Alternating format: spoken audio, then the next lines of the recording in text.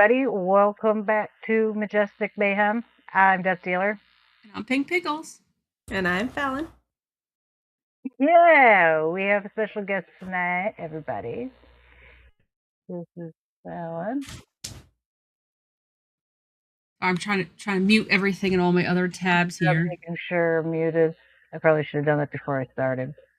Someday I'll get my things together. And today's not that day. Tomorrow's not looking great. You know. Here's what it is. So we had community game night earlier, so I was playing with new from the gang, and I told them, I was like, going live, we have a special guest, you don't know who it is, and they were all like, okay, now we have to know. So there's going to be people coming in, they know that you're here, they want to see you, they want to know who you are. I don't know that I'm that exciting, but I'll try to be at least a little entertaining. I find that people are entertained by the most interesting things. Not interesting things, really. Mundane things. Yeah, that's a better way to put it. Mundane things. Yeah. I figure worst case scenario, I'm just going to direct it to you guys and the dogs. They're going to be my failsafe. That works. Well, see, now I'm outnumbered this week because I have 2 Florida people, and this is the week that I am absolutely miserable. I was trying to look up what our current snow total is. I can't find it, but I think we're up around 18 inches so far.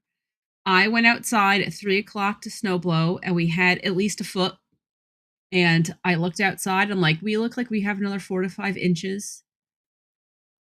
Thank God it's light and fluffy. Like, let me tell you, so I used a snowblower, which I haven't used in 2 years, but I got it working, thank God. I had to shovel the steps, though. That was the easiest foot of snow I've shoveled in my entire life. I cannot believe how light it was. And I was like, wow, this isn't that bad. Although, shoveling a whole driveway would have been torture. So it wasn't bad because it was just the steps. Mm-hmm. But in order to get the light, fluffy snow, is because it's so insanely cold. It's single digits, but with the wind chill, it's negative. And I'm not from Canada. I'm not built for this. I'm built, like, I have 6 inches of snow, I'm okay with. Like teens, I'm okay with. Yeah, negative weather, feet of snow, no. This is just like a Tuesday for Canada, but no, for us, this is like insane. My furnace can't keep up. It's cold in the house. I mean, it's still like 65, so it's not bad, but normally we keep it closer to 70. So cold. The little cats won't even come out of the blanket. I didn't put their clothes on them today. Farrah's like, why didn't you get the shirts? I don't envy you. I don't envy you. We had a taste. We've been having tastes of it here and there. And I was grateful that it was the 80s earlier today. Yeah. I'm very happy. Well, it's funny because you look at the map of the country right now, and it's like the entire country, except for Florida, is getting snow. Like places that don't ever get snow, everybody is just miserable, and then Florida is just down there with nice weather. I think it's just hilarious. To be fair, we did have it last week, though. I mean, we had our winter last week. I told you, we don't get that many days of winter, and it's definitely not consistent. So, I mean, I don't know. I mean, the trade-off is hurricanes, right? Like, nowhere else gets hurricanes that doesn't get the snow, so... That's not true, though. I found that out, unfortunately, that there are places that snow, and they get hurricanes, too. It is wild. See, we get hurricanes, but luckily, because I'm like an hour north in New York City, so we get hurricanes, but we don't get the like full force winds. We'll get high winds, but we never get winds over like 70. We'll get all the rain from it though. But yeah, thank God, because I couldn't handle it.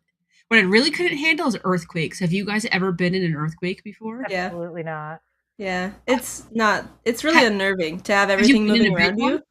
No, just a small one. I live near the, I think it's the San Andreas Fault, when I lived in Indiana. Just a small one. It's like a 5 point something or a 6 something. And it's just really unnerving because the way that everything is moving, and you're like, but I'm not moving. But things are moving. And I don't understand why I haven't moved, and yet things are shaking. It's just a really disorienting experience, I think. Yeah. I think it was I think it was last year, 2 years ago, New Jersey had like a 5.0 earthquake, which for Jersey, that's huge. We don't get big earthquakes, but I guess the fault line goes all the way up. So I was at work, and so at my job, I think we felt it like on the 4 scale. Mm-hmm. Oh my God, it was horrible. And I was like, how do people live on the West Coast that get like 8 and 9s? I was like, if I'm in a 1-story cinder block building, a 4, and I'm like terrified, I can't imagine being in anything bigger with a bigger earthquake. I'd take a hurricane over that. Yeah, I agree. I think that, I mean, I just don't like the idea of things falling and breaking. And like, I have so many books. It was literally like, just gonna hold it all. Like, trying to do everything at once. And my dogs are like, I don't know. And I was like, I don't know. Do you know? They looked at me and we were both too confused. Just like, well, whatever breaks, breaks. It's fine. It's replaceable. Don't die. Hey, I don't even want to be inside a building when something like that happens. I haven't been through a earthquake, thankfully. Been in snow, not a fan. Hurricanes don't really bother me. I just look at them like, eh. Okay, you say hurricanes don't bother you. I finished the Hurricane Katrina documentary. It's kind of a special hurricane, though.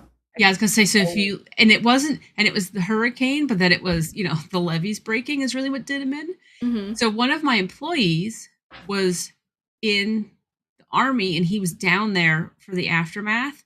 So the other day I was like, I have homework for you. I'm like, you need to watch this documentary so we can discuss, please. So I hope this weekend he's watching it. We'll see. I don't know.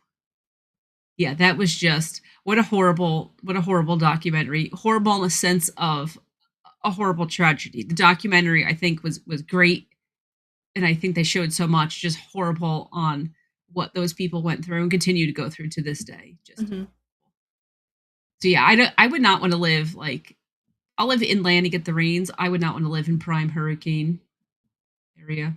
Yeah, I mean, I think that, like I said, like Katrina is really unique. Charlie was really unique. There are those like generational hurricanes that happen, and then there are the ones that happen regularly. And when you just live with them, you're like, oh, the power's gonna be out for a couple days or a couple weeks or whatever. And those are more common. And yeah, it sucks that they happen a lot, but it's not anything that, like, I mean, if you lived in the Midwest, like tornadoes are way worse.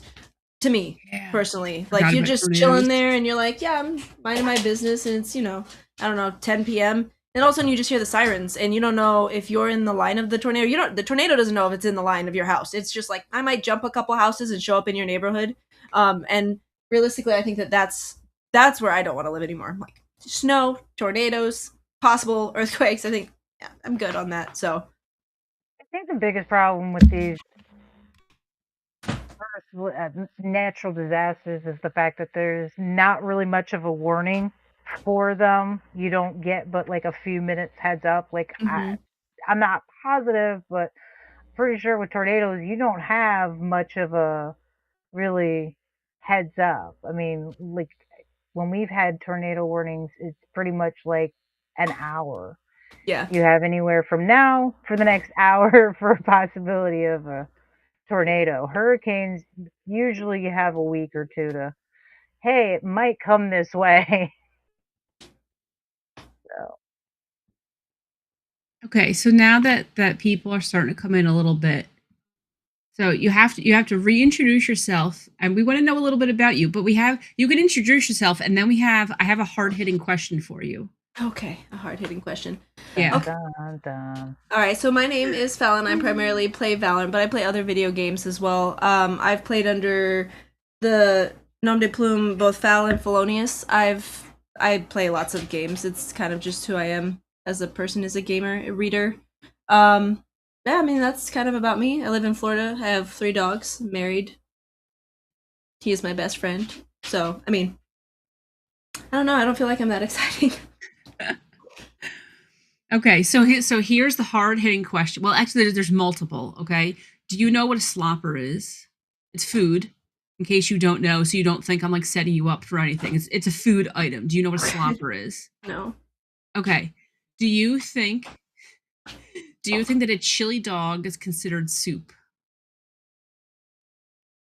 This is not a trick question. No. Okay. So Axel in the chat Okay. He likes sloppers. We did an episode once and we talked about like foods from different states. Mm-hmm. In Colorado, there was a food called slopper. And I think it's absolutely hysterical because can you imagine going to a restaurant and you're like, yeah, I'll take the slopper? Like, how do you say that not laugh? How do they not laugh at you? So we found a photo of it and it totally looks like a hamburger and soup. That's what this thing looks like. Okay. Oh yes, you heard me, Brian. A slopper. That's exactly what I'm saying. It looks like a hamburger and soup. Axel, who's from Colorado, he makes fun of us because he's like, it's not soup at all. So now any food that has some sort of liquid-based topping, he's like, is that soup? Is that soup? And we're like, no, but dude, a slopper. I gotta see if I can find a photo so I can show you and everyone else this who doesn't know. But I have a bone to pick with Axel because he went to Colorado recently, still has not shown me the slopper photos. That's what I'm waiting for. So it's like a hamburger soup? The slopper? No, it's not okay. It is not soup at all. Okay. It is not soup. But it's got like it's a hamburger with green chili sauce on it. Okay. But it looks like if you look up, I'm trying to find a good one because some of these don't look like soup. Some of them look kind of normalish, but some of these totally it just looks like soup. Okay. Hold on, here I found one. Taylor coming in with the hard hitting questions. I had to let her know that a slopper was food, so she didn't think I was setting her up. That like join our podcast, and then I ask you what a slopper, and then you're like, it's so okay. It's just drenched. It's kind of like biscuits and gravy, but with a hamburger. Okay, but yeah, and the Axel just said a salad of soup. This totally looks like soup though? This one, the liquid part is a little bit thicker. Some of the photos, it's very thin, like a broth. It does look good. I mean, I don't know. It's got like soup on it. I don't know if that makes it a soup. Soup-esque? A cousin of a soup? It's and I'm gonna say it wrong. Feel free to make fun of me, Axel. It's Pueblo chili sauce. That's what's in it. And I can't pronounce the word Pueblo. I say it with a W. I don't really know how I say it wrong, but I say it wrong. Pueblo. I'd definitely give it a shot. I don't know. But like I said, we have not seen the slopper pics, Axel. We are waiting. I feel like it's like biscuits and gravy type thing. And yeah, I guess, it could be considered a soup, man. Do you have to eat it with a spoon? Soup adjacent, maybe? Yeah, I mean, I'm not making a slopper for myself, but if I went to Colorado, at this point, I'd have to get it, right? If I ever went, which I've never been to Colorado, I do want to go in like 2034, I think. No, wait, not Colorado. Never mind. I'm going to Utah for the Olympics. I have a really close childhood friend that lives out there. I keep forgetting. They were just here, and I forgot to ask them if they've had a slopper and what it would be considered because they're foodies. And I'm assuming they would have opinions. Bryant said, does KFC have it? I don't think so. I think, I'm assuming you have to go to a restaurant to get it. Oh my God. Okay, so you know how, Arby's is fast food roast beef? Mm-hmm. Do they have, a fast food slopper chain? It's only regional to the Colorado area? Wouldn't that be funny? I'm for it. I don't know. Like I said, nothing I'm making for myself, but I'd have to check it out. I feel like somebody took a name from another activity and it just feels dirty to even order it out in public. Yeah, I'll take a slopper, please. That's what I'm saying. It's so ridiculous sounding. See, and here's what Axel's missing, because Axel said is mashed potatoes, a gravy, soup. Here's what your mashed potatoes and gravy, a soup. Here's what you're missing though. When you eat mashed potatoes and gravy, you have mashed potatoes with a little bit of gravy on top. You don't have a bowl full of gravy with one little blob of mashed potatoes in the middle, because at that point, I think the scales might tip and it might be a soup. Whereas the slopper picks, it's totally the liquid to hamburger ratio is way off. Yeah, I think it also has to do with like how you make it though. You don't make the mashed potatoes and the gravy like together. You know, like a stew you would cook all together, like chicken noodle soup. Like the broth is the base, and it kind of contains everything that it feels more distinctive in a slopper, right? Like you have the burger and then you have the chili sauce on top. It's like a topping instead of a soup. I need to do some like hard-hitting investigative journalism. I need to go down the rabbit hole and find out the history of sloppers and everything there is to know. I'm like, it's really pathetic how much brain space sloppers now take up in my head. I need to let it go, but I cannot. Just take a quick flight out there, just experience it, and then you'll get it out of your heart. You know, I'll take a same day. I'll go there, eat a slopper, come back all in one day. That's my whole trip. There's nothing to see. Who cares? I've never been in Colorado. Who cares? I'm just here for the food. Not the worst plan ever. I know there's nice mountains, but you're not into hiking. So, unless you want to push somebody off the mountain, in which case I highly recommend taking them for a hike. Okay, so I'm not like, I mean, look at me. I'm not an outdoorsy person. Obviously, I don't see the sun ever. When I think of hiking now, do you remember? I don't even know how many months ago this was. We talked about that story with the guy whose coworkers went on a team building exercise, and his coworkers left him in the damn mountain, and the guy fell and was injured and had to go to the hospital when they found him the next day.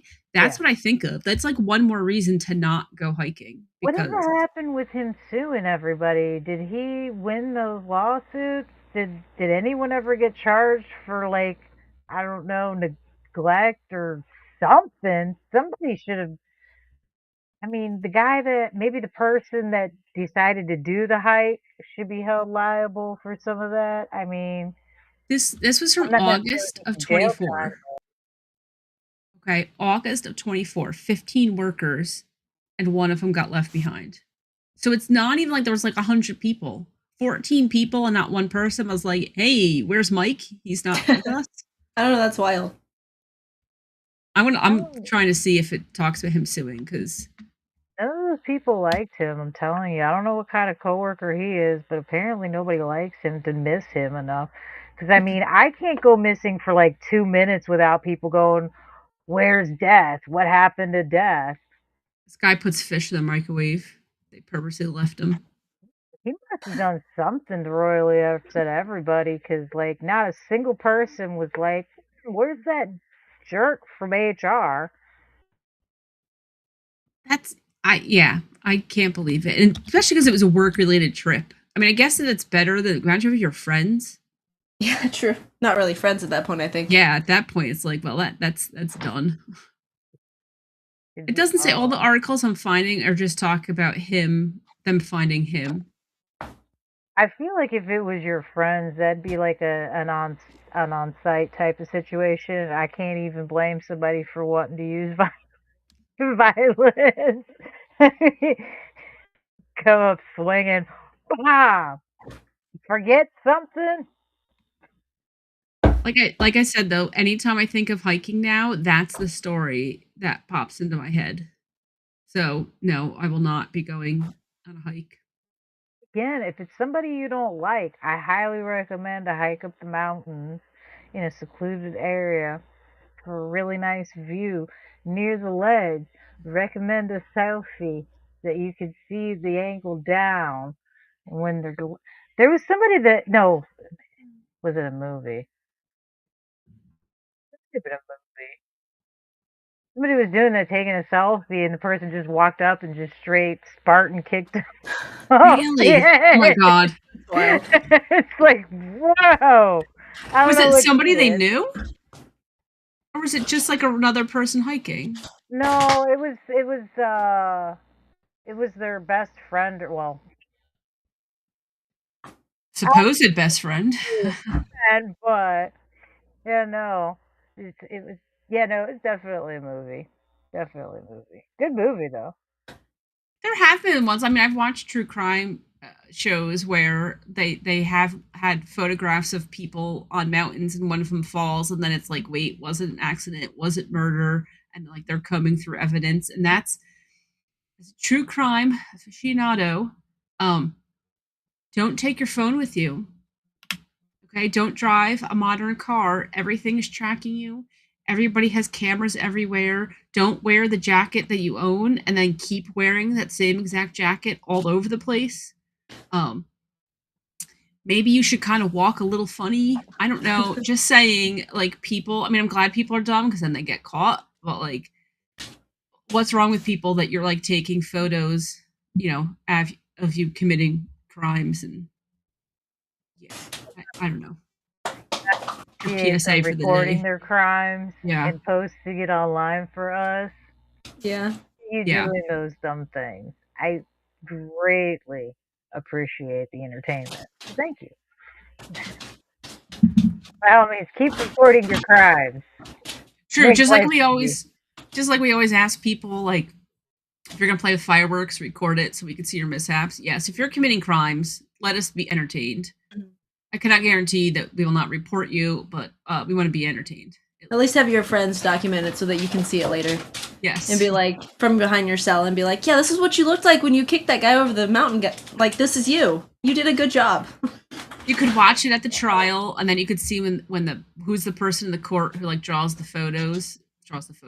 pictures of the people. Like, they'll have a picture of you watching the video of you know, roundhouse kicking somebody. Could you imagine watching a video of something like that? Just like, there's no way they got a video of that. They're never going to get a good angle of me in that. Oh, no. Oh, crap, they do. Unless it's a security camera, in which case you're safe, because those are like 40 years behind tech. Don't worry about it. Dude, we just watched, this must have happened recently. We just watched body cam footage. It was down in Florida, and I forget the name of the airport. There's this, like, little local airport, and a plane crashed with 4 people in the plane, and it crashed in a neighborhood. All 4 people, they had very minor injuries. All the neighbors came out. The neighbors are spraying the plane with a garden hose because it was on fire and the extinguisher ran out. They're spraying it with the garden hose, and then the one guy's got a sledgehammer that he busted the window out. One lady was still stuck, so this guy's got a freaking ankle grinder, and they're cutting the plane apart to get people out. So then they start asking all the neighbors, and someone's like, oh yeah, I got a camera on my front door so you can see the plane. And I was like, I'm glad that this person has a good front door, like, doorbell camera, because you could just watch this plane, like, go through the tree, which thank God it hit the tree, and then it, like, went on the ground. It must have just happened. I don't know how these people walked away. I mean, honestly, that sounds very Floridian. Feels very Floridian. Very Florida man, Florida woman. It sounds very Florida-like. We had a small plane crash on a highway, and everybody walked away fine. And I think they actually landed on top of a car, and everybody in the car was fine too. There's like a few scrapes and bruises, and they were just like, yeah, it's just a Tuesday. It's fine. Can you imagine you're just driving on the road, changing the radio? Oh my God, what is that? And there's a freaking plane on you. Actually, that has been a fear of mine for a long time. I don't know why. It is the most random of concerns to have, but I do. I don't know why. It's now a fear of mine. Before this podcast, I had never even considered that happening on, like, I-4. But now it's different, so. It's not in Final Destination. I don't know why it's your fear.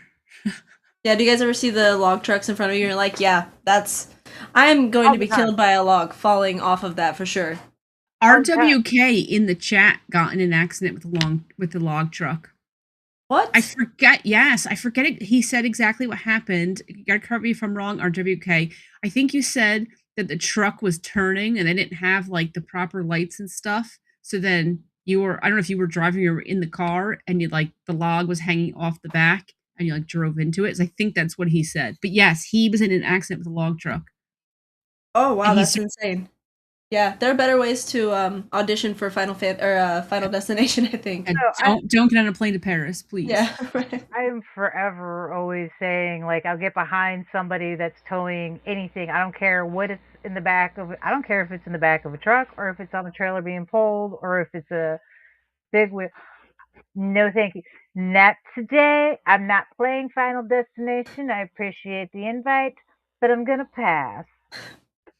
I usually go around them because I don't want to be behind them. I don't care how far away. No, thank you. No, thank you. I've seen this movie. I've seen all 7 of them. Is that how many there are? 7, I think. Mm-hmm. Yeah. I think 7. Yes. When the new one came out, so I think we watched. It must have been in October. We had a marathon over 2 days. We watched all 7. We just binge watched them. It was awesome. Yeah, my husband and I just watched the most recent one. Did you like it? I thought it was actually pretty good. I kept waiting for someone to drink the glass in the ice. And it just it never happened. I was like, what? But now I'm scared. I mean, what if I drink something at somewhere and there's ice? I'm just going to see that forever. When someone scoops the ice with a glass cup, I'm going to be like, it's in there. It's in there, bro. I don't want it. Yeah. Well, and as an ex-bartender, if you see someone digging into the ice with a glass, you need to not drink it anyway. Yeah, that's true.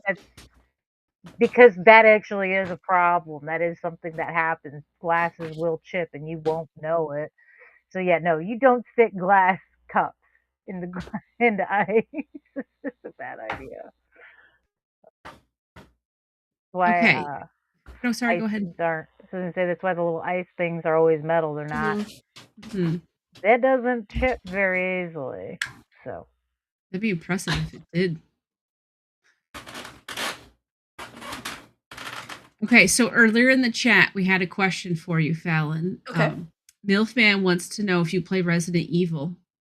I played them when I was much younger than I am now, like the OG ones, and then the very campy ones that were originally, I think, funnier than the newer ones are. The newer ones feel way more serious to me. Like I've seen a lot of gameplay for Resident Evil. What's the newest one they just came out with? Is it 8? With the I think it's 8 because 9 is coming out. Right. And it's DVD. Yeah, and it's way more beautiful than the original games were. So I've played the original ones. I've not played the new ones. I tried to play 8. My husband has a PS5 and he got it, and so I tried it on that. And since I've transitioned to being on a PC, it's so weird for me to hold the controller. I was like, I don't know how to push the buttons. He goes, there are like 4. You can do this, and I was like, I can't. I don't know. Where do my thumbs go? But I like it. It's pretty. I think the storytelling is a lot better now. So which is your favorite Resident Evil? I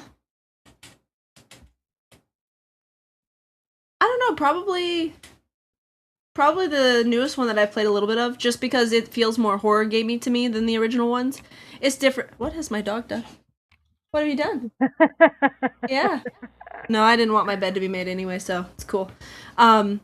But I like watching people play horror games because it's funnier, and so those are like the clips and the streams that I've seen is people getting scared from like jump scares or like I'm not good with horror games. He's really determined to ruin that bed. Yeah. That is so funny. Yep. I took myself in. Yep. Yeah, I guess so, yeah. Yeah, they're just standing there watching, like, are you trying to knock everything over? Yeah. But I mean, I really like watching people play horror games. I think it's hilarious. So that's probably why I would say that the newest one is the one that I like the most. Because the clips that I've seen of people getting jump scared, just hilarious. There's a lot of guys in the chat. They all love Resident Evil. So I recently played Resident Evil 2. Mm-hmm. It was good. So I'm probably gonna play the new one.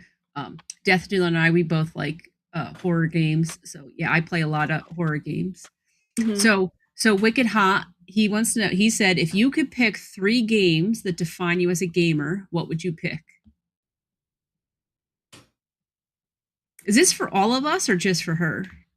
That's actually a good question. That's a tough question, though. It really is actually a very hard question. I think Valorant has to be up there. I don't like that it defines me, but I am a very competitive person. So my brother and I, when we were, I don't know, in our teens, we used to play a lot of Call of Duty together, and we would play it competitively, and we would, sign up for those 2v2 matches, and we'd sign up for squads and things like that. We'd play Search and Destroy. And then when I got my PC, like when COVID happened, I played a lot of Valorant. I still play a lot of Valorant. So that probably speaks to my competitive nature, but I think Baldur's Gate is a really good game. I love RPGs where you can actually kind of take a story into your own hands and it feels very genuine and authentic. I don't know that it's definitive of who I am. I don't know, that's so hard. There'd have to be like a defining game probably when I was much younger. My first big game that I completed was probably like Fable. The new one's coming out and I'm really excited about it because I love the morality system and I love the idea of having choices and getting to reshape the world without it feeling disingenuous. You know, like, oh, you know, you helped one person, that person ended up being the king, and then boom, now you've changed the whole world because you saved one peasant earlier on in the game. I don't know. I like a lot of older games. I've played Divinity, Original Sin, Divinity 2, the original Baldur's Gates, Planescape, a lot of RPGs probably. That doesn't answer your question because I can't pick 3. What's your all-time favorite game ever? Like if someone says, what's the best game ever made?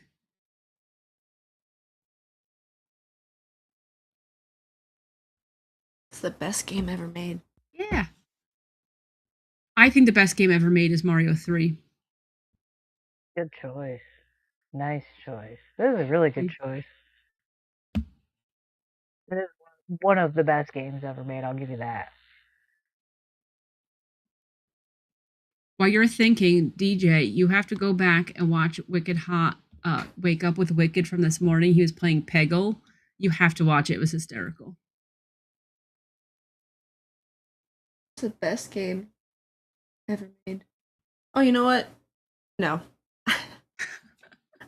I really liked, like, you remember the original, I don't know how old you guys are, but you remember the original Zeldas with the little yeah, and they were the little bits and you'd watch him jump across and it was kind of like Mario? That's probably a definitive game for me. I think that was like the first game I ever completed. Morrowind was one of my first RPGs that I also finished on like an Xbox. It was when I first went to the OS and ever did any of that kind of thing working on software. I don't know what the best game that is of all time. In my Baldur's Gate 3 is really up there. I think they did a really good job with mapping all the choices you could do, the ways you could play it through. I've put like 500 hours in that game, so I would say that's probably up there for me. See, what I like too about finding out what they think the best game is because some people value graphics. Mm-hmm. Some people value gameplay. Some people value certain character franchises, right? Mm-hmm. What you think is a good game is so subjective. Mm-hmm. And there's no right or wrong answer. You know, like I'm the type of person that graphics is not, I mean, whatever. Even like, you know, frames per second, when it runs like a potato, I get pissed off. But as long as it's running decent enough to play, I really don't care. Like a lot of those things don't really matter to me, you know. And that's fair. I don't think that, for me, it doesn't have to be a beautiful game as long as it has a really good story. And I think, or conversely, it has really, like, innovative design, or there's a lot of, like, passion that goes into the project. There are games that I don't really care for that I've seen become very popular in other groups who don't care about, like, story or things like that. For instance, I know that I get a lot of hate about this, but I don't really like Elden Ring. I've beaten all the Dark Souls. I beat them because I wanted to beat them and be like, I beat those games, but not because I like them. My husband or like Wukong's another example, really pretty game. Beautiful strategy, design, it's really difficult. It's just not like my thing. And I think that some people gravitate, like you said, toward like difficulty, or they gravitate toward graphics or its story. And so I think that depending on how you view what is the best game, your criteria changes and so the game changes. But I don't know that I can narrow it down to just one game. I don't know that there are so many good ones. That's a good problem to have, though, to have so many good games that you can't narrow it down, right? Mm-hmm. Very true. Okay, so you like playing a lot of RPGs. Obviously, you're a Pokemon fan. Is Gengar your favorite? So my husband's actually the Pokemoner in our family. He collects the cards, and he actually, so the very first Pokemon game I played was the last one that just came out all the way through. A to Z, Arceus or whatever it's called. Yep. And it was pretty good. It was different than I expected to be. I had played a little bit of Scarlet and Violet. I think I completed like the main thing, but I completed this last game, like the whole Pokedex. You know, like I was like, I'm a nerd. I've got it. Gengar is like the Pokemon that he associates with me. He's like, you know, you're funny, you're a little dark, it makes sense for you, and he's like my Charizard. Obviously, his name is Blaze, so it fits. Because you're wearing a Gengar shirt. Yeah, and I yeah, can yeah. see him in the He got this background for on the me as shelf. well. Mm-hmm. Yeah, no, and they're everywhere. They got Gengar. I've got I think I've got Charmander, and then we have like little figurines of Charizard. My husband has a couple golden Charizards, which are really cool. The cards, yeah, that's what I get him for like all birthdays. I'm like, I got you some Pokemon cards. He's like, yeah, best day ever. It's really easy to shop for him. Like, I got you Pokemon, I got you some sports games, I got you some Texans gear, and we're good to go. Nice though. Did you say Texans gear? Yeah, we're Texans fans. Okay. It was not a fun playoff game for us. We're sad. We were so excited. We're like, yes, we used to be Cowboys fans, and when they traded Micah Parsons, it was devastating because we hate Jerry Jones. He's an absolute idiot. And when they traded him, we were like, we're changing teams, but we're staying in state. We're going to be Texans fans. And then this first year, they did really well, you know, and CJ Stroud performed really well for like the whole time. And then he got to Pittsburgh, and it's like he had never seen snow before. He's like, yeah. And the ball would just waft through the air to the other team. And then the same thing happened when we played the Patriots. And I was like, are we throwing? Like, we're throwing not in the way that we were supposed to be throwing. We're throwing the game. We're throwing like what people my teammates play on. So it was a painful year for us. But we believe. We believe in next year. Because that's what you have to do when you're an NFL fan. Period. So I'm excited for the Super Bowl this year. Mm-hmm. Because I'm going on a cruise and we are leaving on Super Bowl Sunday. And supposedly the cruise does like a Super Bowl party. And I'm just thinking that those snacks are going to be out of this world. So that's what I'm excited for, because I'm thinking there's going to be really good food, because it's cruise ship. It's already unlimited food. Yeah. So they have to have something a little bit different for a Super Bowl party. So yes, that's what I'm excited for. I didn't even think of that. They'll probably do something fun too. Every time something happens, they'll be like, yeah, every time this happens, everybody get up and do the wave. Mm-hmm. They probably will. I don't know if I'm going to stay to watch it, because I don't really care, but I want the food. Yeah. Although, what I'm excited for, the Olympics. That's the Olympics are starting. February? Beginning of February, right? Opening ceremony is the 6th or something, right? Yeah, the 6th, that Friday. Yeah. Yes. So I am pumped for that. I cannot wait. I'm gonna have to pony up the extra money to get the streaming internet on the cruise ship in case I can't find the events that I'd like to watch, because Winter Olympics is far superior to Summer Olympics, and I'm so excited. So excited. I think it's more fun to watch the Winter Olympics as well. How's the build up, the shows and things of that nature compared to the Summer Olympics? I don't remember hearing much about like ceremonies of any kind. Do they do big shows and all that the same way they do for the Summer Olympics? I've watched some of the Winter Olympics. You mean like for the opening ceremony? Yeah. Yeah, they'll always do something. Obviously it's a little different because it's cold, and I know a lot of times they'll do them inside of an arena. So like when you do the parade around with all the countries, it'll be inside. That's why I know France got a lot of heat. People did not like their opening ceremony. I loved it because it was different. What I really liked about it is, instead of all of the countries walking around, because that's what happens for the opening ceremonies. Every country, you have your 2 flag bearers, and you come out, you're in these stupid outfits. But it's, kind of introduce all the countries to the games.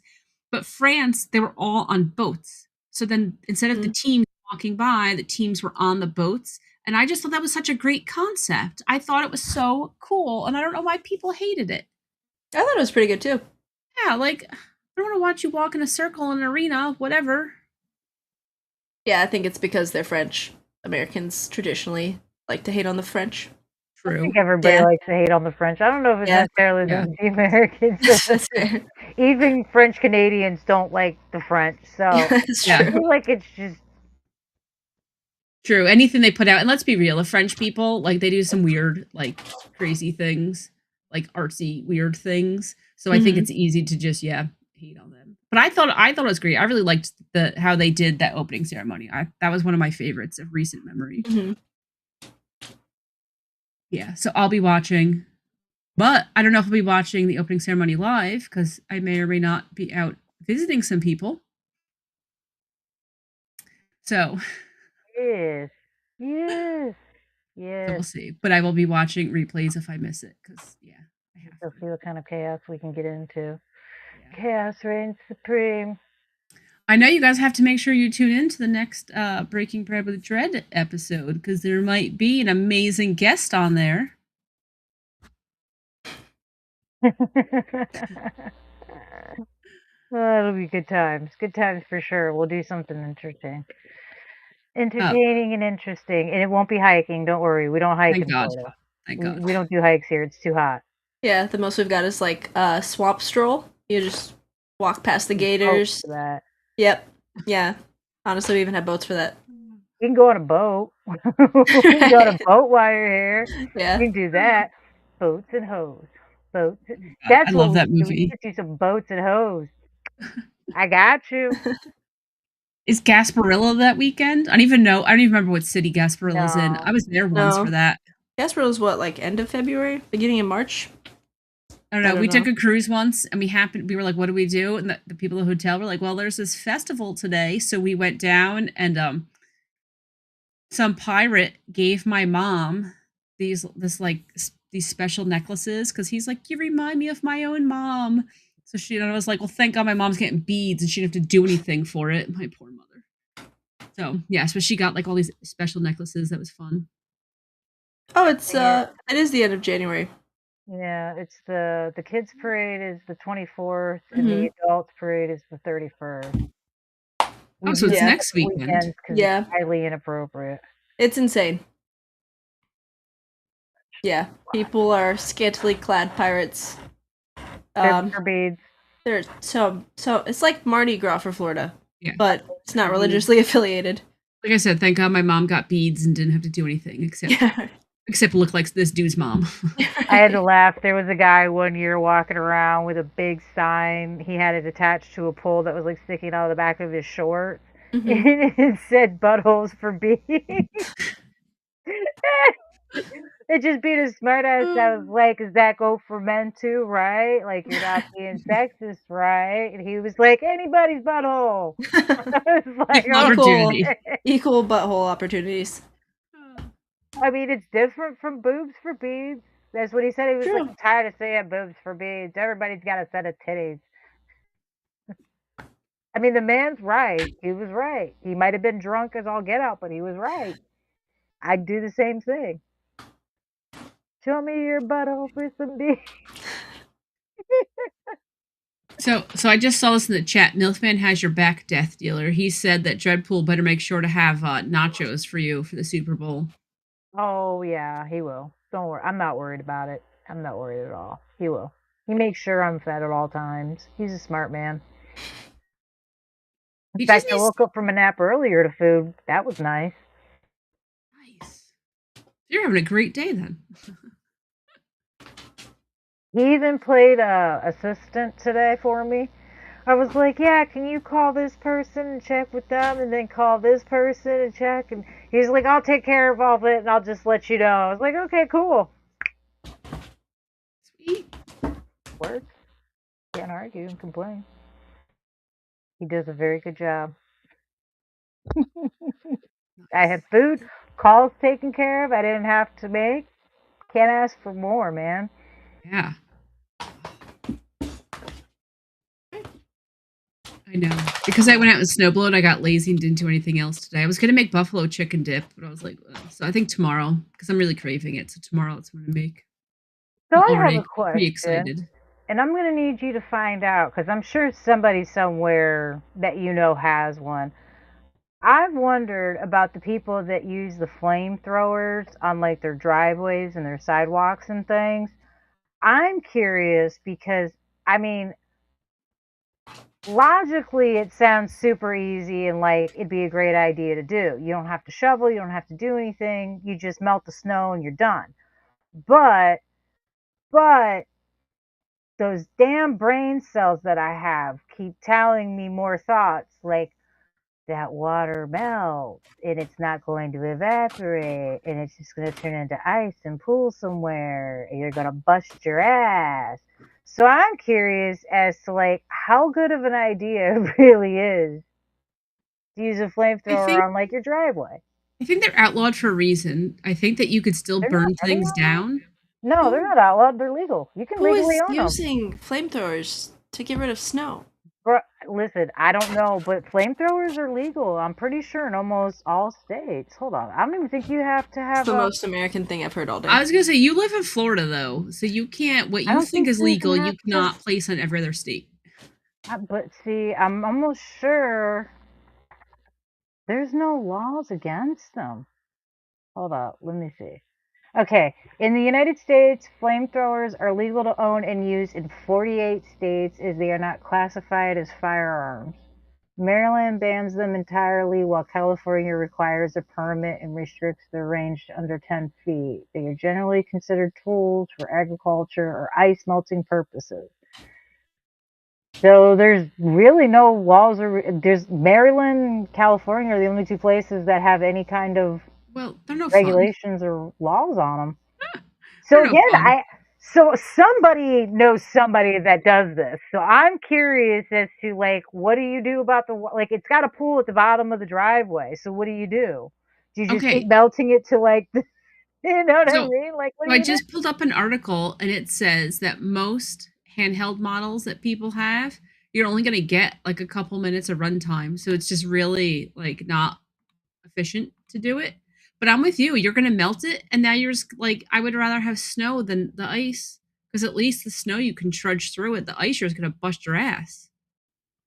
Yeah. I mean, that's what I'm saying. I'm just curious as to like, how does that work out? What do you do? Like, is it just something people have done for social media?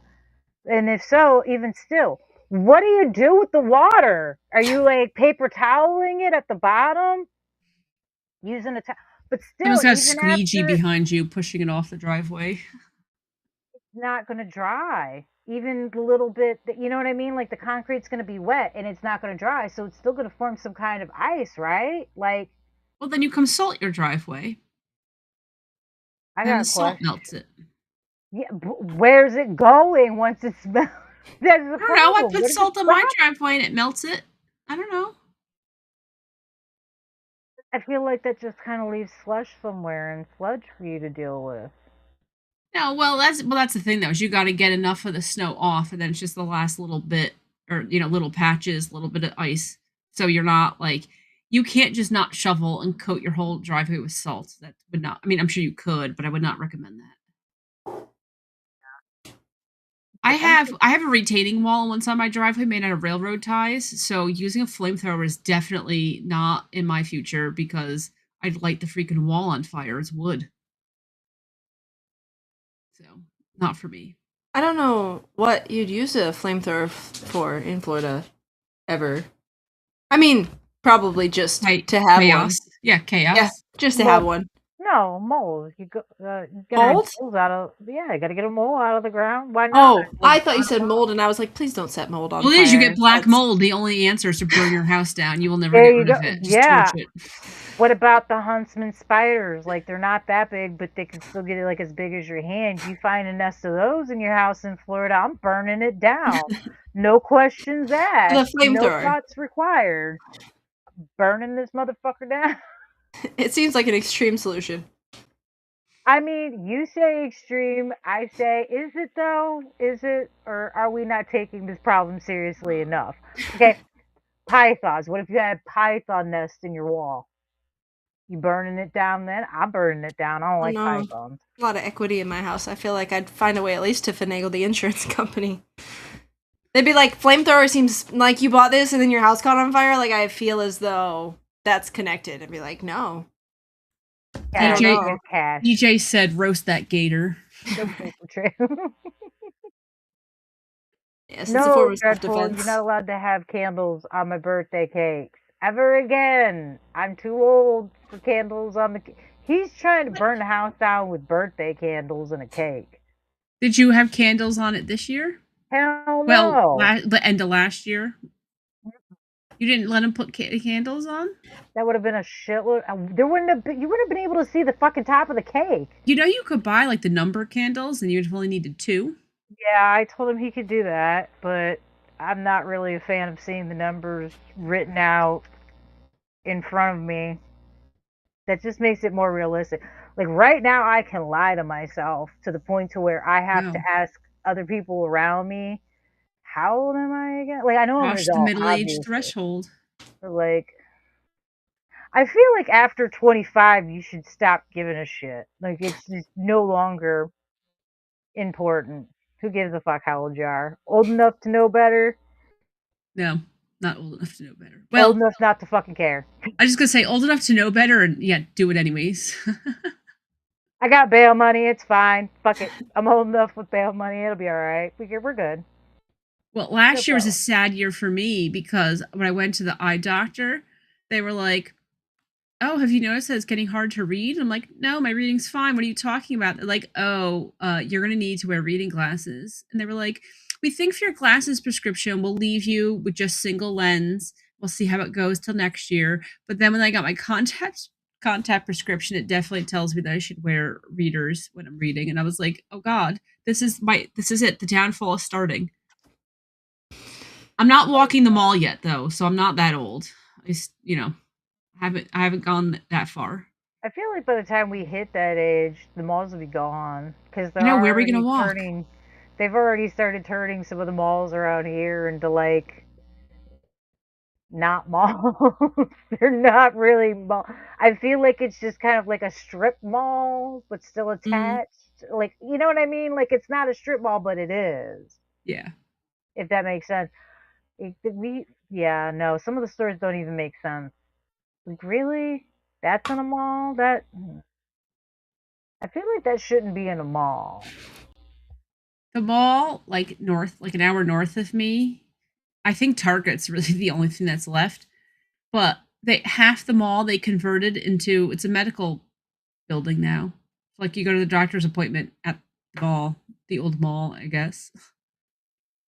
But then the mall by Frank's house is still like relatively busy. I mean, it's not like packed, but every time we go, it is relatively busy. There's still people there.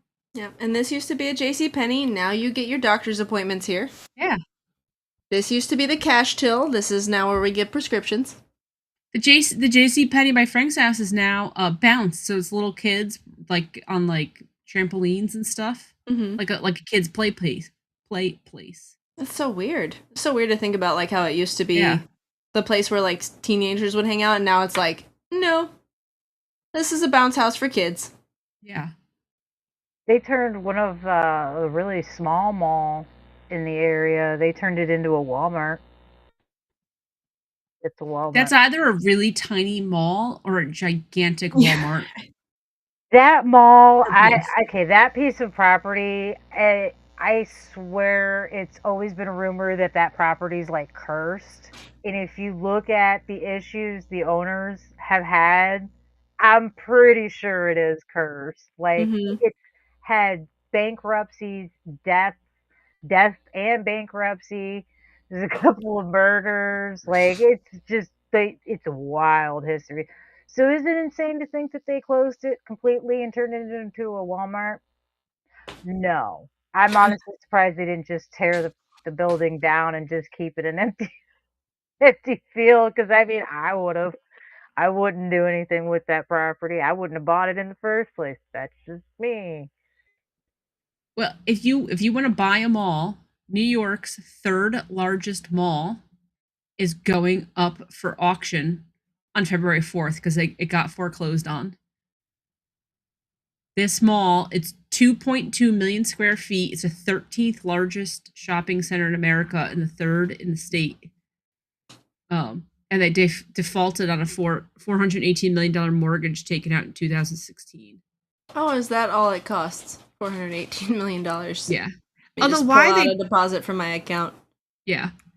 I remember going there as a kid because that was like the fancy mall. It's like tons of stories. Like it was so big that there were multiples like of the same store because the mall is so damn big. They were like super far apart. But it's like how are you at two of the same store in a mall? Yeah, so if you want to live out your dreams of owning a mall, February 4th, that's your day. I mean, honestly, that would kind of be cool to own a mall. I don't know if I'd open it and have it a functioning mall. If I had a stupid amount of money to do something like that, I think I would close it and just like shoot like really low budget zombie movies in it. Like, yes. Well, that's the kickers. This mall is still operating. It still has tenants.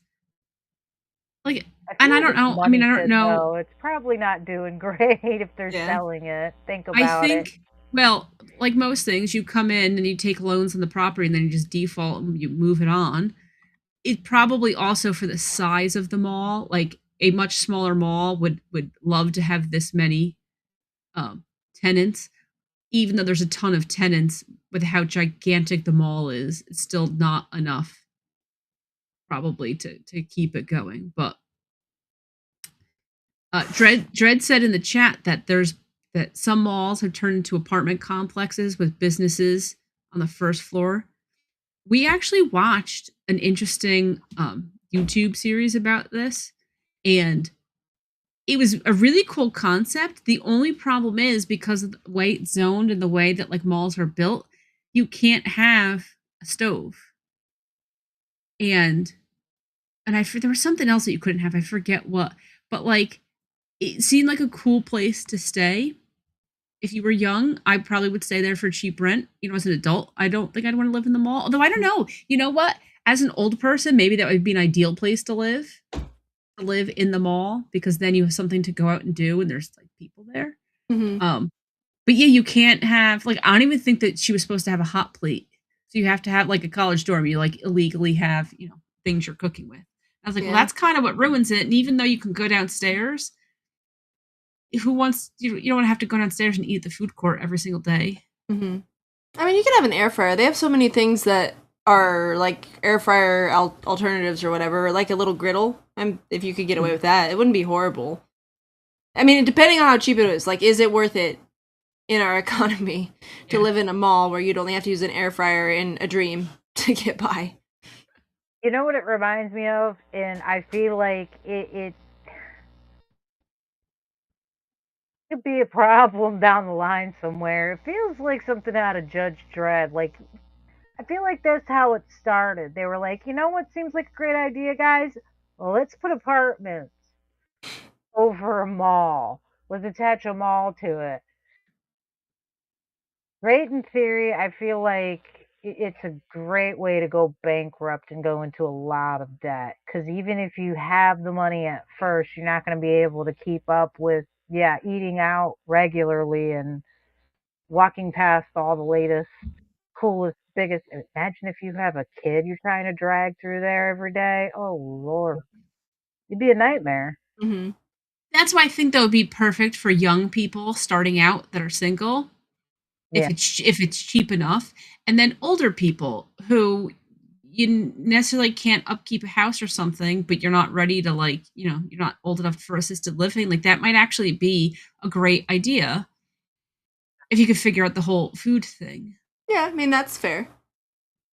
At least then, the elderly population would be integrated with younger people, and then you'd have more like communal opportunities.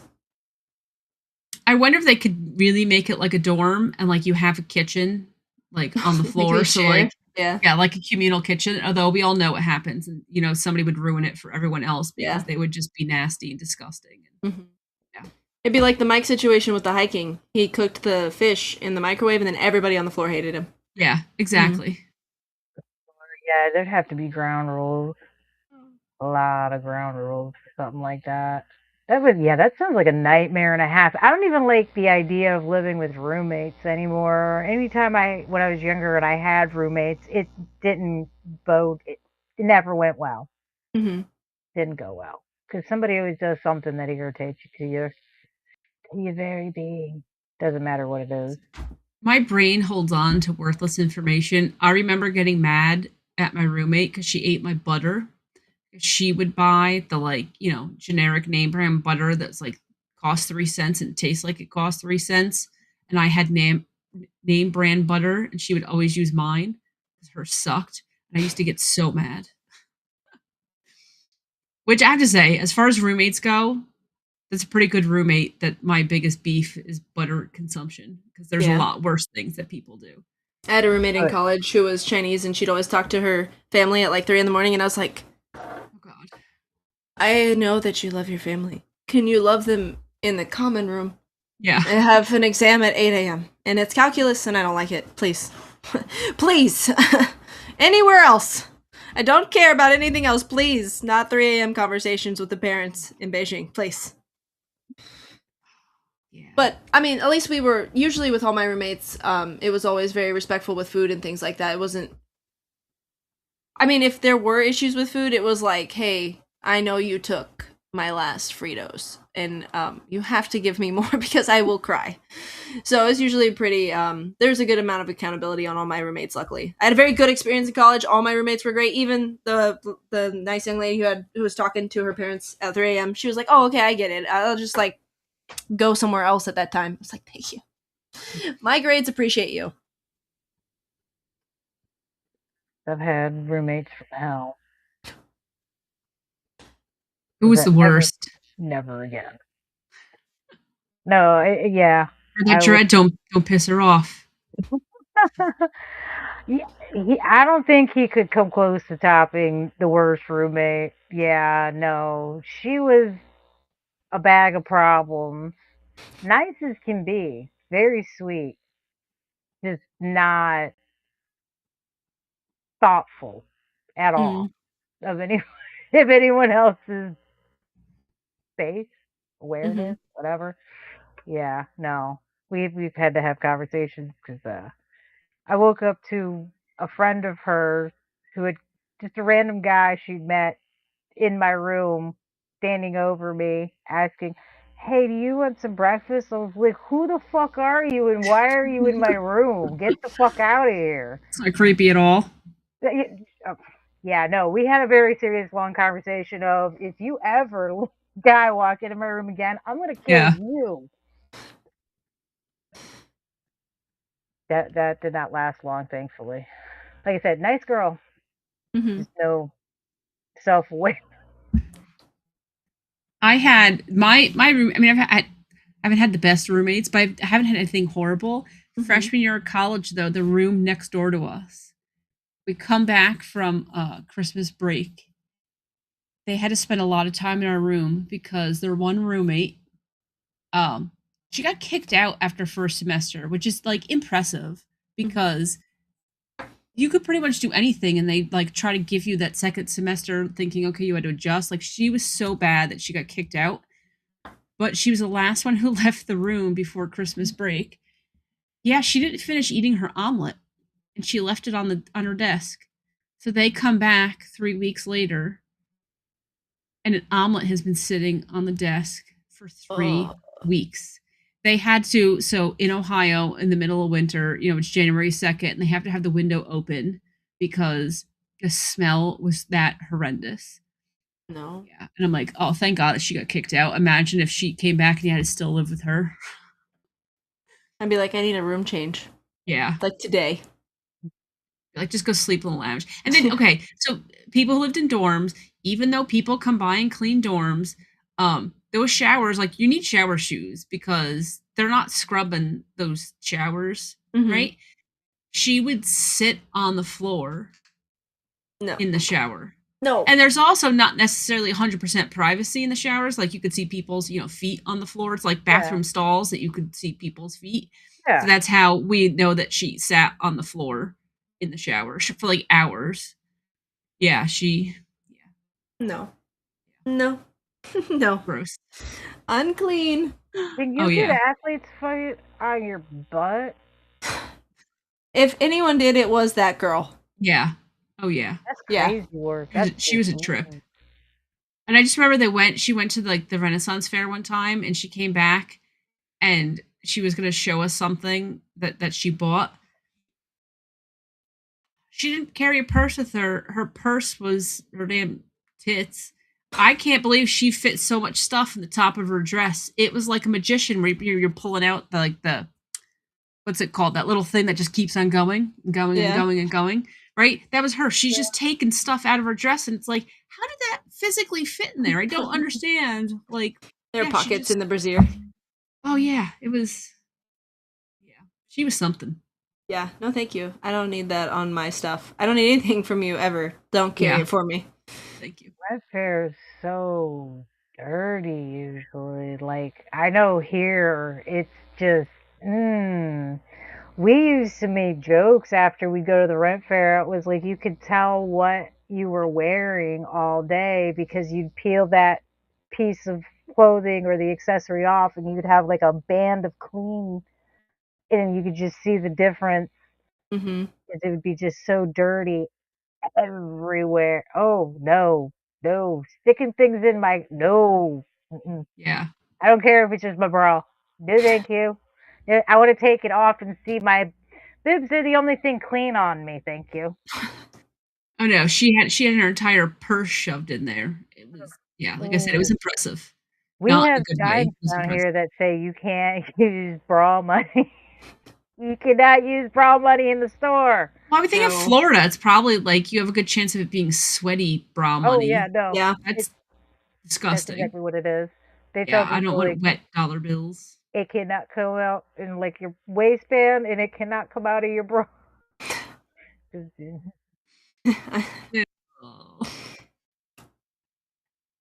Okay, I don't know what is going on with Stevie Mac tonight. He just had a bird fly inside his house. What kind of bird is it?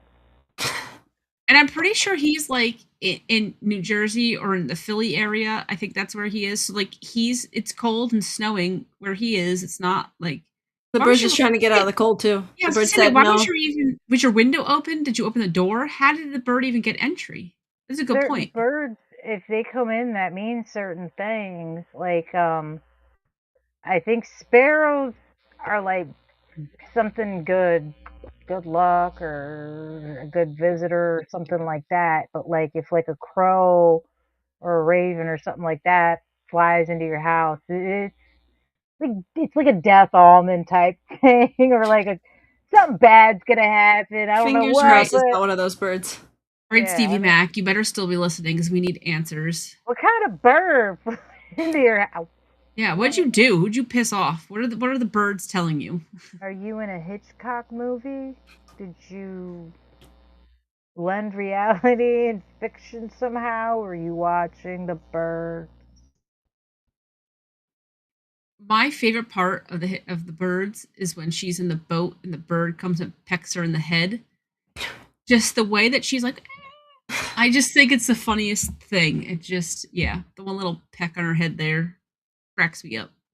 I like when they're looking out the window and freaking out. All I ever think is, stay in the house! Like, there's a bunch of birds attacking people and they're all waiting for us to come out. They're waiting to attack. What should we do? Gee, I don't know. Stay in the fucking house? Who are you, Carl from The Walking Dead? Do you have to be outside? Is there a reason for you to be there? Okay, Stevie Mac, we need more answers. What color was this bird? He said it was just a little wild bird. His grandma has a stupid wicker thing on the front door, which is a very grandma thing to do.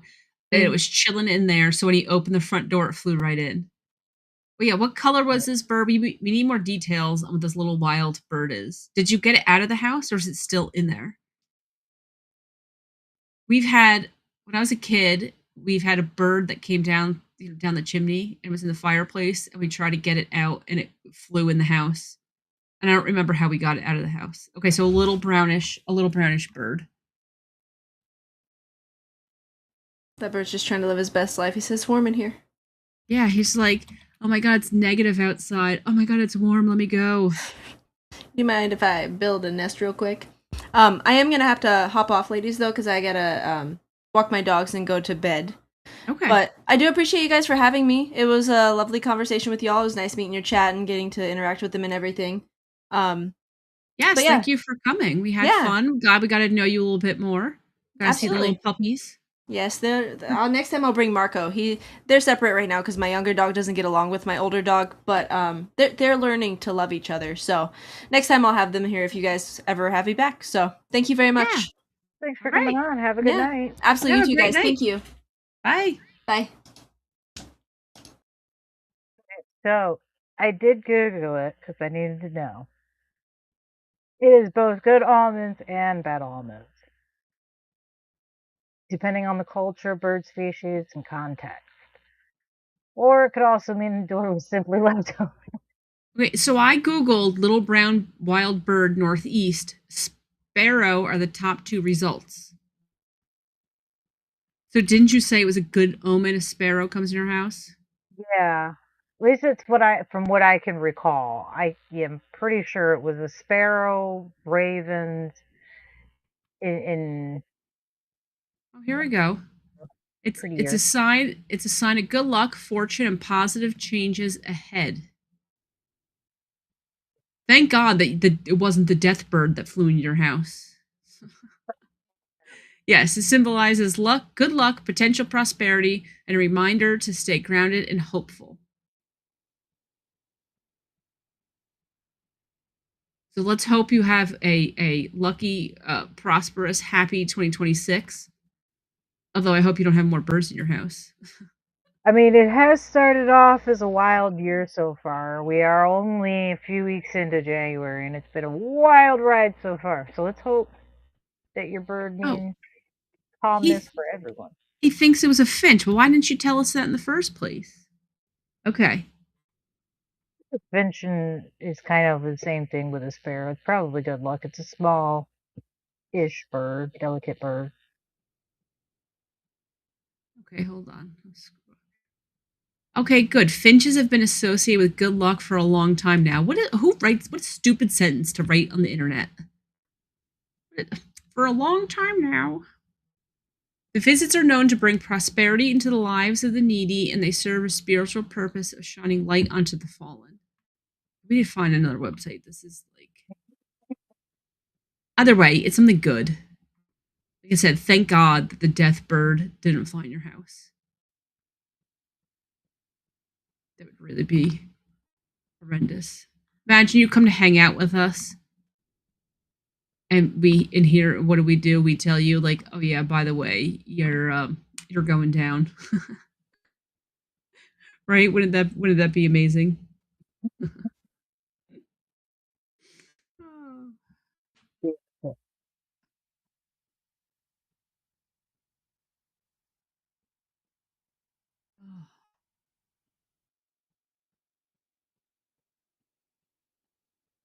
Folks said a guy. I don't get it. Why? Okay. What he's saying, he yelled at some guy online, but he yelled, "Folks." That's what he's saying. He yelled, "Folks," at some dude online. Why are we supposed to yell it back, though? I'm missing something. Why are we yelling folks? I don't know. It's something they do. I've heard them yell it so many times. That's how I know exactly what he meant by folks. I mean, we're back to yelling random words out again. You know, okay. I mean, it's very early 2000s of you, but who might argue with it? Hey, man, it's retro. I mean, everything's retro now. It's the fad, so I mean, it makes sense. Everything's coming back around. Yeah. I'm not okay with some of this stuff coming back around. We need to stop. I saw a kid trying on. They were high, low-rise jeans. They were low-rise jeans. But we all know, anyone who lived through the 2000s remembers real low-rise jeans. She had like medium-rise jeans on, and she called it vintage. First of all, I find it insulting. Then second of all, she's asking like, "How did you guys sit in this? How are we supposed to sit in this? Bitch, if you don't have a seat, let the adults talk. First of all, you wear a long shirt. I was gonna say we're talking about the low rise jeans that like you sit down and those are the girls that like you got to wear the thong so the whole thong is hanging out, right? Like this is what we're basically almost down to your butthole. Yeah, no, those jeans, those are the ones. Those are the ones. Right. Low rise is slowly making a comeback. I'm gonna need them to stop where it's at, and we don't need to get any lower. And they definitely need to take those cut out, the ones that had the sides cut out, and you had like a design or something in the middle of it instead. We need to stop that. Let's not. I saw a few jean jumpsuits coming back. Let's stop. They don't look good on anybody. Okay. I would like sidebar. I don't care that it's jean. I want to know. I've never worn I have worn a jumpsuit in my life. When I was a child, right? When you're a little kid and your mom's putting clothes on you, I'm sure that I've worn a jumpsuit as a kid. Okay. Yeah. As a grown ass adult, why would you wear a jumpsuit? Like can you imagine you're at work and you wear a jumpsuit? You like, how do you go to the bathroom? You're like in the stall at work and you basically have to undress yourself. Where do you put the jumpsuit? Is your jumpsuit laying on the floor of the bathroom at work? Or let's say you're just out and about, like you're going to a sporting event, you go to a concert. This is really like, I'm dead serious. I want to know, how are women handling wearing jumpsuits out in public? I've made that mistake because I bought one and I was like, oh my gosh, this is super cute. And I'm not even gonna lie, it actually is, because it doesn't look like a jumpsuit. It more or less, it actually kind of looks like a sundress, but it's just a little short instead. It was a mistake wearing it out in public. It really was. It looks cute. It is so cute. However, yeah, going to the bathroom is a huge problem because you're essentially getting butt naked. That's the only thing you're wearing is your bra. Right? That's what I'm thinking, is you have to take it off and hang it on the hook. Otherwise, it's going to lay on the floor. Oh, no, you bunch it. I bunched mine up. I'm not taking it all the way off. No. No. We're not getting, no, that's just too much. No, I'm going to like drape it over my knees and kind of like bunch it together. So it's kind of like rolled into like almost like shorts. Okay. So we're not getting completely naked in the stall is just, I'm sure there are people that do it. And that's fine by your standards. I feel like that's a bit much, a bit theatrical, I guess you could say. What happens if the fire alarm goes off? Now you gotta like, you know what I'm saying? You gotta wiggle your foot and your shoe back in through the. And are you taking your shoes off to get the jumpsuit off and then putting it back on? Where are you standing while you're doing this? Is your foot touching the public bathroom floor and then you're putting it through your outfit and then back into your shoe to walk around in for the rest of the day? Like, I feel like that leaves too much nastiness right there. Because if you're leaving your shoe on, then we're taking a shoe that we've walked around all day and all over all kinds of gross shit. But what if shoving it through clothes we're about to lay up against our body for the rest? Yeah, but what if you have it bunched up and you drop it? You're leaving. You're going the fuck home. There's no other options. Sorry, boss, I have to leave work early. In the group and you're like, yo, go buy me a fucking long t-shirt or a dress, or I don't give a shit what you find. A towel will work, a robe, whatever. We're leaving. I just dropped my outfit in the toilet. Because there's no making that okay. I don't care. There's no, no. I just watched a short the other day, and why it got recommended to me, I don't know. And more importantly, why I watched it, I don't know. Some lady was like, oh, here's how I make this outfit, like nighttime outfit appropriate for the office. She had a jumpsuit, just a plain black jumpsuit, but it had no back on it. So then she put a belt, but like a fancy like chain type belt around it. And she put a blazer on, and then I don't know what else. She probably put a necklace or something on. I looked at the comments, and the comments thought exactly like I did, because they're like, how do you go to the bathroom? And not only does she have a jumpsuit, but like she has to take her jacket off. She has to take that stupid little belt off. Then she's got to deal with the jumpsuit. Like, this is like, you're going to, like, every bathroom break, you're going to pee, and you're going to be in there for 30 minutes. And yeah, what if the fire alarm goes off? I mean, at that point, you're going to run out with your bare back. But, like, still, you got to, like, get the jumpsuit back on. Just not practical. No, I get it, but sewing has taught me one thing. It is that most people, and believe it or not, more women than you would think, don't think about going to the bathroom while wearing this particular outfit. I don't know why it doesn't come up because it's the first thing I think of when I'm looking at an outfit or a costume or something. First thing I'm like is, how am I going to pee in this? Because I'm going to have to pee in it. Yeah. So how am I going to do this? So I've had to point out to somebody because she essentially did what this other woman with the blazer did. She wore a pair of tights. She wore a bodysuit. She wore a leather dress, long sleeve on top of it. And then she was going to be wearing prosthetics and makeup. And I was like, I get it. Because she was like, I want to feel nice and secure and tucked into my outfit. Like nothing's going to hang and fall or whatever. And I'm like, I get it. I more power too. How are you peeing in this though? And she was like, oh, well, the bodysuit will have snaps. And I was like, okay, cool. Are you pulling the dress and the bodysuit up and then pulling the tights down? And then once you're done, are you pulling the tights all the way back up and then rolling the bodysuit back down and then letting the dress fall? Like, are you going to have someone come in and help you take off the dress before you go in there? So all you got to deal with is the bodysuit and the tights. How are you working this? Because At I that point, you just need to genuinely wear a don't know. diaper, right? Well, At that because point, yeah, well, I mean, my thing that I pointed out to her in this particular, she wanted to go with like a leather fabric for the dress. And I was explaining to her that leather, like whether or not it's real or fake leather, it tends to, when it heats up, it'll stretch and you can mold it and things.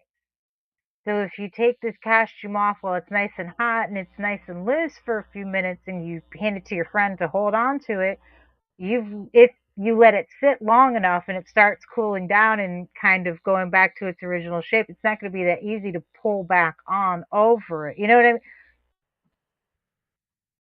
You know what I mean? Kind of like stuffing,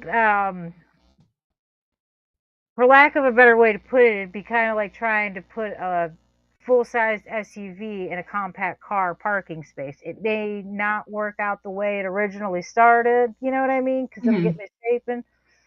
So yeah, she hasn't worn the costume yet, as far as I know. I can only imagine why, but I'm assuming it has something to do with the idea of the bathroom while wearing it. Like I said, at that point, you really seriously like you just need to go get. It depends. Like I said, there's What many other a option do you time have?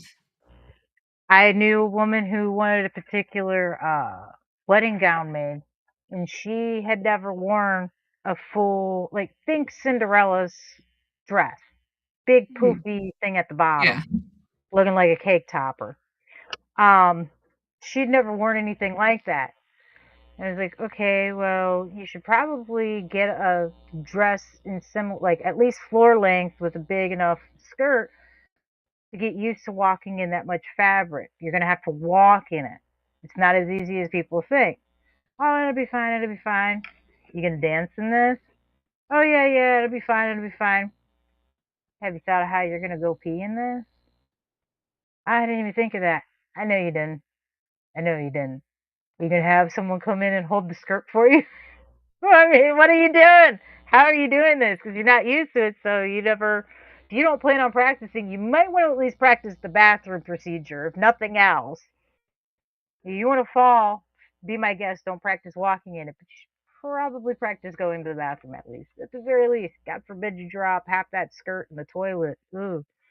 I saw this. I think it was on Shark Tank, and it was because it was for the wedding industry. You wear it underneath your wedding dress, and it's basically like a trash bag with like armholes.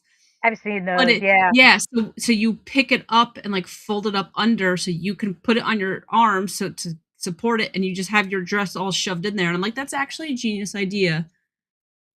It is a really Small cool market idea. for it, but great idea. Yeah, it's a really cool idea in theory. here's the only problem with it. You gotta be able to stuff it into that little thing while Yeah. you're trying to balance holding it. And again, the same issue still apply. This is why, like, why don't anybody think? No, but I don't know why women will plan out the most obscene details of their life, but they will not think of the small things that happen while they're wearing an outfit or a Yeah. costume. They never do. And it's always the biggest one is, how are you gonna go pee? How are you peeing in this? So Drive jumpsuits, nobody's thinking about it when they put it on that morning. I promise you, no woman's thinking about how they're gonna go pee later. They're Yeah, thinking, because oh, those let's of us who do it. think about it are not wearing jumpsuits. Pretty much, yeah. So Dreadpool said, I walked into Walmart one day and a lady with her pants down was chasing someone that reached under the stall and stole her purse. She was asking anyone to call 911 as she was struggling to hold her. Walmart employees refused to help. So did she like have she had her pants around her ankles chasing after the purse snatcher? Did she like tackle her so the lady's just laying there with her in her underwear?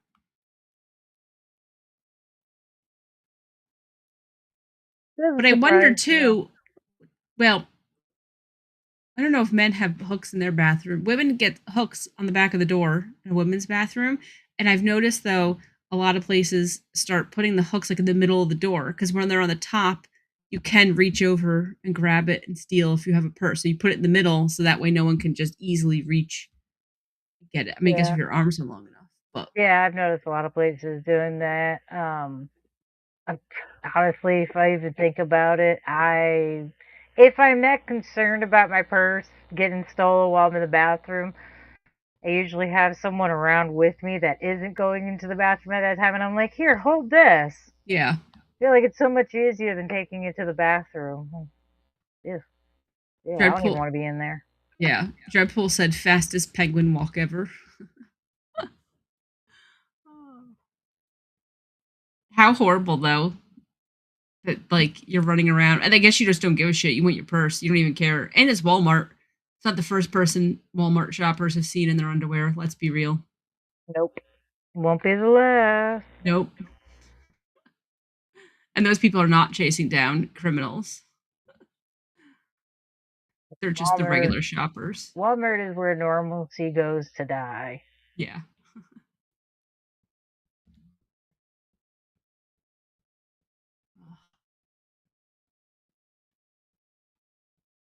trying to pull up the map again to see if anyone updated snowfall totals. I don't want to look outside. It's too cold. No new updates. So my job, this is my beef about people who telecommute. You'll understand my pain. The office is closed tomorrow because of the snow.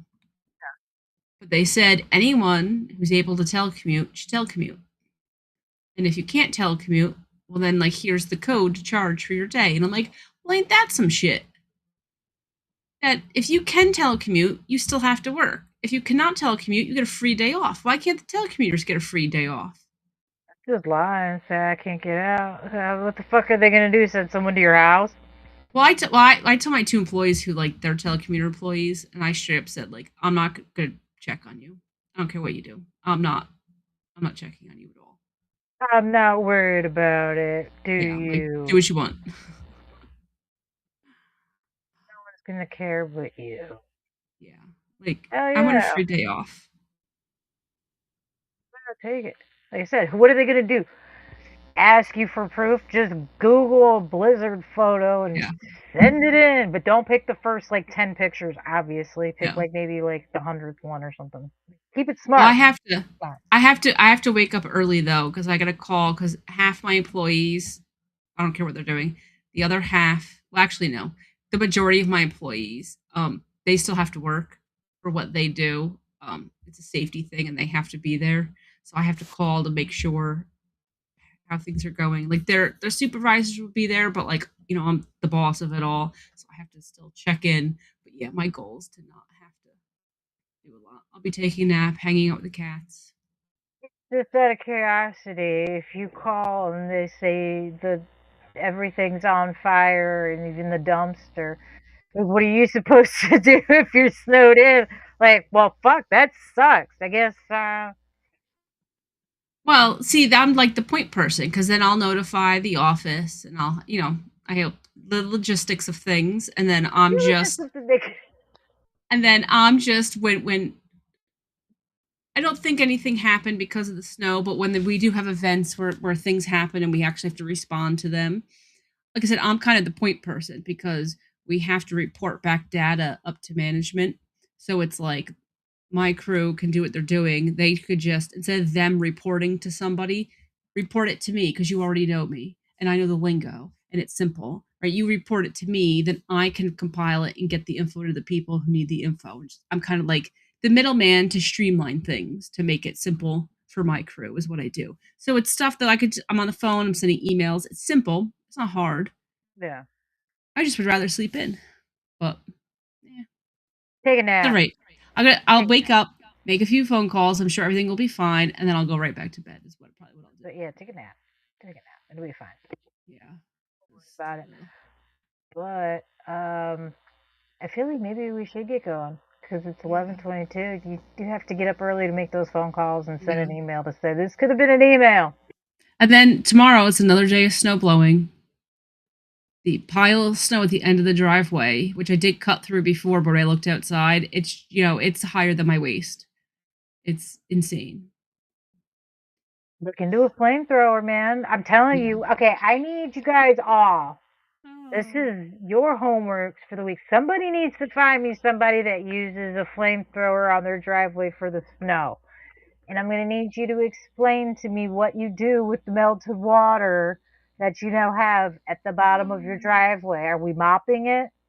We need details. Are we bringing out a sun lamp to evaporate it? Like, what are we doing here? Are we just leaving a towel to freeze on the driveway? Are we saying fuck it and just salting it? Like, is it like a bad margarita or something? Like, I need to know. No, there probably aren't any videos. I bet if I Google videos of flamethrowers, it's going to show me people using them. I'm not going to explain what you do with the water. Well, hopefully next week. Hopefully somebody in the chat knows somebody and can give us answers next week. Yeah, I'm going to need someone to figure that out for me, please. Yeah.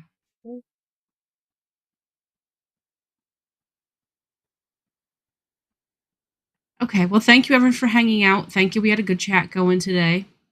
Glad that we had Fallon come hang out with us. Nice to see you, Trinity. Been a minute. Miss you, darling. Yes, I'm glad you were able to stop in. But, yeah, it was nice to have Fallon on. Thank you, everybody, for tuning in. And we'll be back at it next week, I think. I'm pretty sure. I don't think I have anything else next week. In a few weeks, I have a thing to do. Going to a haunted trail for Valentine's Day. Ha ha ha. Nice. Nothing says I love Valentine's Day like a bunch of slaughter. Perfect. But with all that being said, we'll get going. So you guys up north can deal with your snow in the morning.